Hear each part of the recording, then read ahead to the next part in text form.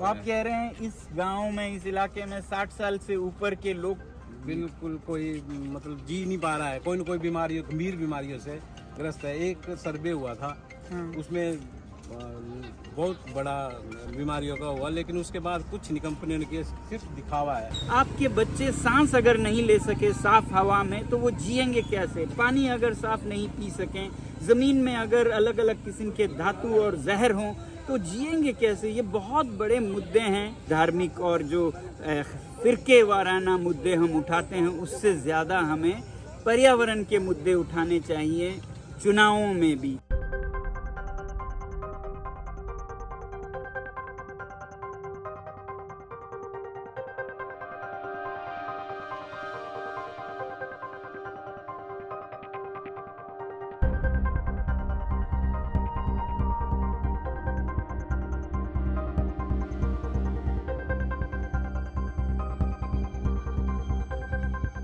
पदयात्रा पर लेह से दिल्ली चलते हुए हम हिमालय के अलग अलग अंशों से, अंगों से गुजर रहे हैं और एक श्रृंखला में स्टार्ट करना चाहता था, हिमालय का दर्द। तो जहाँ जहाँ जो हमने दर्दनाक आवाज़ें हिमालय की सुनी, जहाँ पर विनाश हो रहा है विकास के नाम पर, उनको समझें और सिर्फ दर्द ही नहीं बयां करें, बल्कि उसकी दवा क्या है, प्रॉब्लम्स ही नहीं, उसका सलूशन क्या है। तो हम चलते हुए बरमाना, जो कि हिमाचल प्रदेश के सीमा जहां पंजाब आता है, उसकी तरफ, बिलासपुर की तरफ जाते हुए यहाँ पर हमें बहुत बड़े बड़े सीमेंट के कारखाने दिखे। तो इनकी क्या दर्दनाक आवाज़ है, पहले तो वो ज़रा समझें, फिर उसके बाद क्या दवा हो सकती है इसकी, वो भी हम कोशिश करेंगे अपने ख्यालों में बयां करने की।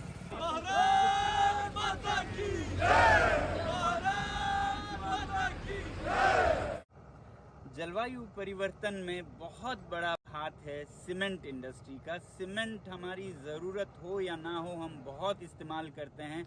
10 मंजिल 20 मंजिल में समझ आता है, पुलों पे समझ आता है, मगर 1-2 मंजिल के में भी सीमेंट हम मिस यूज़ करते हैं और इससे असर, एक तो कार्बन उत्सर्जन के वजह से ग्लोबल वार्मिंग होता है, स्थानीय स्तर पर भी बहुत प्रदूषण होता है।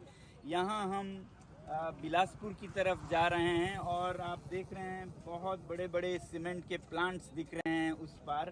ऐसे 3 बड़े बड़े सीमेंट प्लांट्स हैं 1 किलोमीटर के दायरे के अंदर, जिसका विश्व के स्तर पर तो बहुत असर होगा ही, स्थानीय स्तर पर भी यहाँ बताया जाता है कि बहुत पर्वतें जो लाइमस्टोन के हैं वो सब इन फैक्ट्रियों में जा रहे हैं और बाहर निकल रहा है सीमेंट के साथ साथ कार्बन डाइऑक्साइड और ऐसे पोल्यूटेंट्स, पार्टिकुलेट मैटर, जिसके वजह से यहाँ के लोगों की सेहत को बहुत बहुत नुकसान है। आप यहीं से हैं ना? आप बता रहे थे कि यहाँ पर हेल्थ पर क्या असर है लोगों के? अस्थमा और लंग्स कैंसर, लोगों को टीवी के 60 साल के एवरेज से ऊपर आदमी की किसी की एज नहीं बढ़ रही है।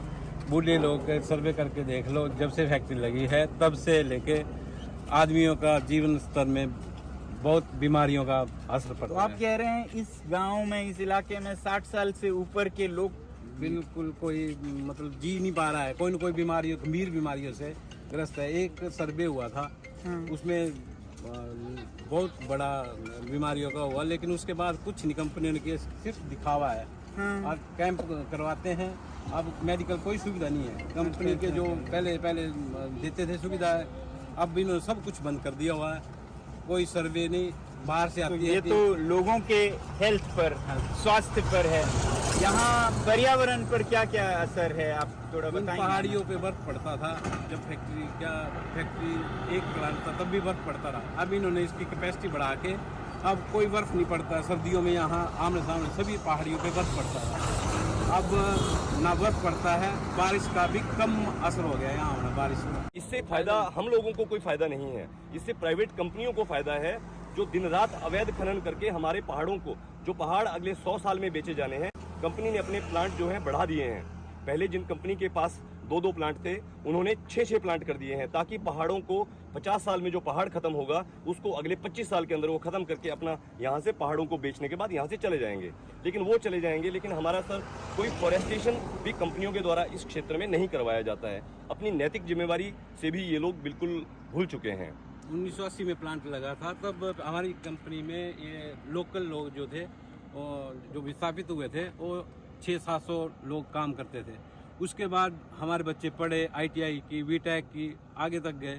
अब हमारे बिल्कुल कम हो गए, 100-150 बचा हुआ है। उसके बाद रखा कोई नहीं है। पहले इन्होंने जब कंपनी लगानी होती है तब रोजगार दिया, उसके बाद बंद कर दिया। जबकि जब तक कंपनी रहनी थी विस्थापितों को तब तक काम मिलना चाहिए, हर रोजगार। रोजगार के नाम पे कोई नहीं विस्थापित किया, कुछ देर के लिए नौकरियां कुछ दी, देर के लिए नौकरियां दी, उसके बाद बाहर को कर दिए। कुछ दिन के लिए तो स्वस्थ भी दिया उन्होंने, समझ गए। हॉस्पिटल और बंद कर दिया। ऐसा जहाँ भी नए लग रहे हैं उनके साथ भी शायद यही होगा कि कुछ सालों के लिए प्रलोभन दिखावा होगा, उसके बाद ना नौकरी होगी बल्कि जहर निकलता रहेगा और 60 साल पे मरते रहेंगे। यहाँ पर कौन कौन सी कंपनियां हैं अभी? अब तो अडानी आ गया है, अडानी है, ACC कंपनी है, अल्ट्राटेक सीमेंट कंपनी है और अंबुजा सीमेंट कंपनी है। इसका जो कह रहे थे आप सर, अडानी, ये 2 कंपनियों का मालिक ACC और अंबुजा जो है, पहले इसका और कंपनी मालिक थी। 1 साल पहले ये कंपनियां जो है ये अडानी के द्वारा ये खरीद ली गई थी और अडानी अब इन 2 कंपनियों का मालिक है। तो हम अडानी जी से, अल्ट्राटेक जिनका भी हो, उनसे भी कहेंगे कि कम से कम आप जो यहाँ के लोगों के स्वास्थ्य के लिए अनिवार्य है वो कम से कम करें और यहाँ के लोगों को जो रोजगार है वो कम से कम मिले। जिनको रोजगार उनको भी होना चाहिए। हाँ, तो वो खनन करें भी तो जिम्मेवारी पूरा करते हुए करें, ना कि यहाँ के लोगों को सिर्फ मर्ज मिले, दर्द मिले, बीमारियाँ मिले और शहरों में लोगों को मिसयूज के लिए सीमेंट मिलता रहे सस्ते दामों पे। जहाँ तक इस समस्या का समाधान या दर्द की दवा की बात है, तो ऐसे सीमेंट जैसे क्वारिंग या इंडस्ट्रीज पर रोक लगाने के लिए, लगाम लगाने के लिए, बल्कि सरकार को सबसे पहले तो सही कदम उठाने होंगे। जो भी पर्यावरण के नियम हैं वो सख्ती से लागू करने होंगे और फिर खासकर स्थानीय लोगों को सशक्त करना होगा, क्योंकि स्थानीय लोग हैं जिन्होंने हजारों साल इन वादियों में प्रकृति के साथ संतुलन में जीवन बिताया है और यहाँ वो पीढ़ी दर पीढ़ी रहने वाले भी हैं।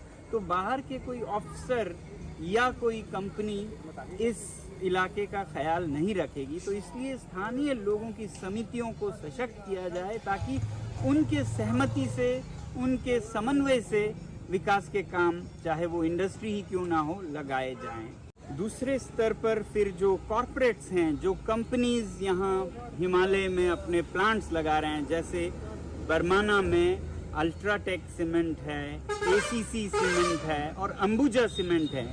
मैं उम्मीद करना चाहता हूँ कि ये कंपनी एक बहुत इज्जतदार कंपनी की तरह अपने ESG जो एनवायरमेंटल, सोशल और गवर्नेंस के नियम कानून है उनको पूरी तरह लागू करे और एक अच्छे कंपनी की तरह निकल के आए, क्योंकि एनवायरनमेंट का ध्यान रखना एक कंपनी के इज्जत का सवाल है। वैसे ही सोसाइटी पर उनका क्या असर और इम्पैक्ट पड़ता है, कैसे लोग अगर मर रहे हैं तो उनकी ख्याल करें, कैसे पहाड़ मर रहे हैं, धंस रहे हैं तो उनका ख्याल करें, जहां खोदा उसे पहले की तरह या उससे भी सुंदर बनाएं। ये सब उनके ESG आचार संहिता के एक हिस्से हैं, इन पर वो ध्यान दें। और आखिर में जो शहरों के लोग खासकर हैं, जनता है, उनको बहुत रोल अब निभाना होगा। जो पर्यावरण के मुद्दे हैं उन्हें बहुत बड़ी प्राथमिकता देनी होगी। आजकल इलेक्शन के मुद्दे पर्यावरण के नहीं बनते हैं, धार्मिक बातों के, फसाद के बहुत छोटी बात भी हों तो बहुत बड़े मुद्दे बनते हैं। वैसे ही पर्यावरण के भी मुद्दे बनने चाहिए, क्योंकि आपके बच्चे सांस अगर नहीं ले सके साफ हवा में तो वो जिएंगे कैसे? पानी अगर साफ नहीं पी सकें, ज़मीन में अगर अलग अलग किस्म के धातु और जहर हों तो जिएंगे कैसे? ये बहुत बड़े मुद्दे हैं। बल्कि मैं कहूँगा धार्मिक और जो फिरके वाराना मुद्दे हम उठाते हैं उससे ज़्यादा हमें पर्यावरण के मुद्दे उठाने चाहिए चुनावों में भी।